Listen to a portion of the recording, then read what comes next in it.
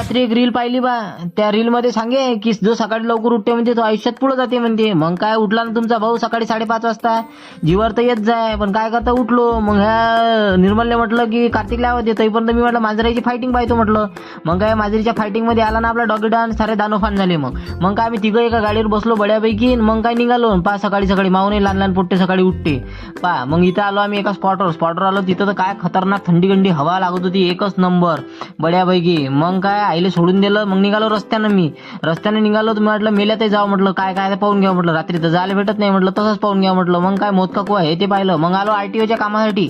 माझं लायसन गिसन काढायचं होतं. लर्निंग लायसन काढलं. मग आरटीओच्या घरी आलो. मग झोपगीप घेतली. मग उठलो 4 वाजता. चहागी मांडला बड्या काही भांडे तसेच राहू दिले म्हटलं नंतर घासन.